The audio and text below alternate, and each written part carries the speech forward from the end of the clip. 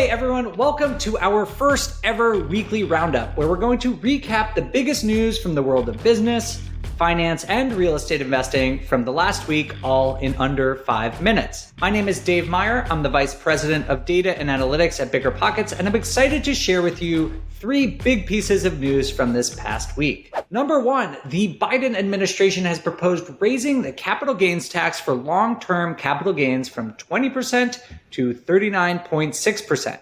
That is a big increase, but it's only for those who are making more than $1 million a year. If you're unfamiliar, capital gains are income that come from an investment, like stocks or an investment property.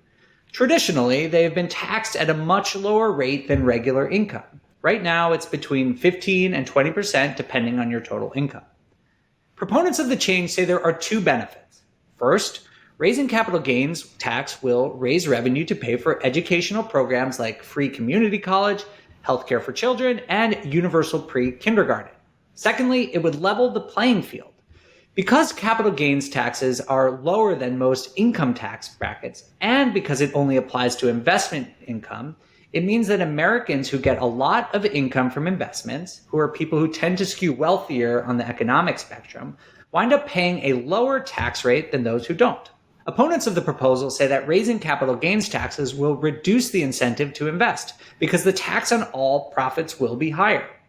Also, investors only pay capital gains when they sell their assets. And many opponents of the plan fear that this will cause investors to hold on to assets rather than sell and pay taxes. This in turn could reduce government revenue. If no one sells, there's nothing to tax.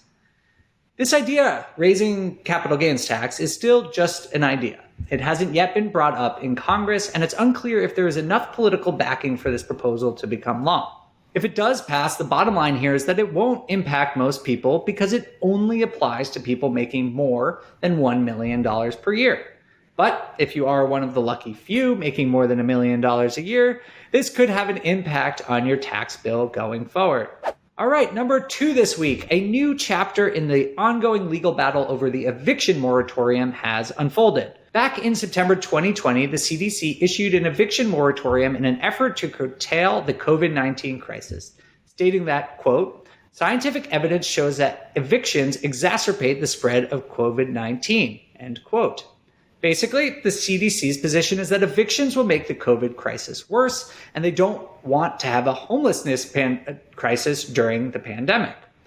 On the other side, property owners still have to pay their bills and mortgages. If renters are not paying and cannot be evicted, property owners face their own financial challenges and could potentially face foreclosure. So, since the order was issued in September, various groups have been challenging the CDC's authority to issue such an order. There have been various rulings and appeals. It's been a back and forth, on and off affair, but just last week, a federal judge in Texas overturned the moratorium. He ruled that an agency lacks the authority to issue such an order. The federal government has already filed for appeal.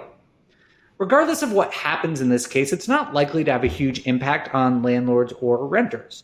Almost all states have their own restrictions on evictions that are more comprehensive than those put in place by the federal government. So stay tuned. While this ruling sounds definitive, this will likely continue to play out over the next couple of months.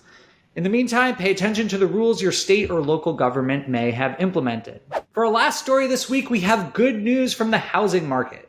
After 2 months of declines, NAR has reported that pending home sales were up nearly 2% in March.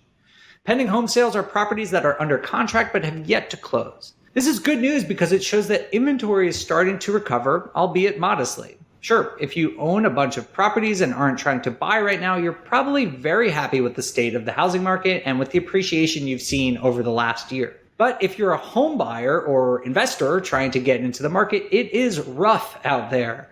Bidding wars are becoming common, properties are going under contract in a couple of hours, and it's making for an extremely competitive market. Increased supply, which this report indicates might be on the horizon, would alleviate some of this competitiveness. It is only a 2% increase, but it's better than seeing months of decline like we saw in January and February.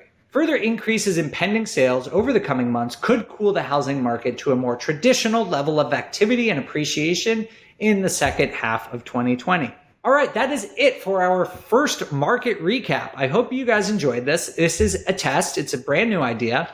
And as always, we would love to hear your feedback. So please let us know what you think, or if you have any suggestions for improvements, please put it in the comments below. For BiggerPockets, I'm Dave Meyer. Thank you so much for watching, and do not forget to subscribe so you can check out next week's recap. I'll see you then.